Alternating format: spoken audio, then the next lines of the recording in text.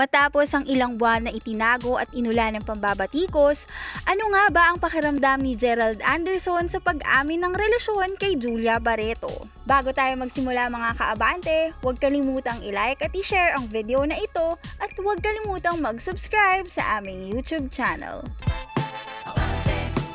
Isiniwalat ni Gerald Anderson na bumuti ang kanyang kalagayan matapos ang revelasyon sa relasyon nila ni Julia Barreto. Pakiramdam ng aktor, kailangan niya talagang kumpirmahin sa madla ang pagmamahalan nila ni Julia.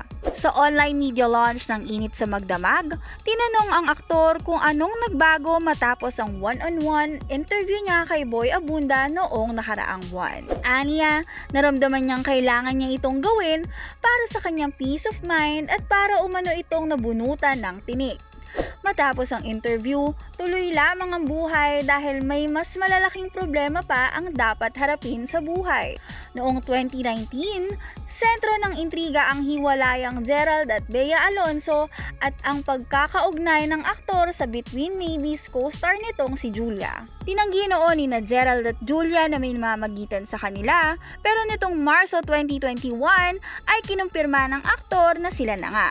Mula ng pag-amin ay naging open na ang dalawa.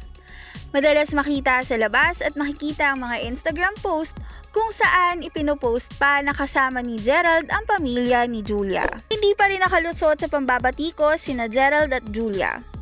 Ayon sa isang netizen, pareho umano sila ni Derek Ramsey na mahilig paglaruan ang mga babae. Pangaasar naman ng isa, ibinalik nito ang statement ni Julia noon na wala akong inagawa ng boyfriend.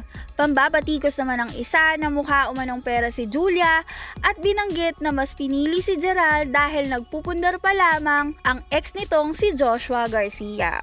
Anong masasabi nyo mga kaabante? Deserve ba ni Gerald at Julia ang pambabash na natatanggap nila? Mag-comment lang ng inyong opinion at muli, i-like at i-share ang video na ito at huwag kalimutang mag-subscribe sa aming YouTube channel.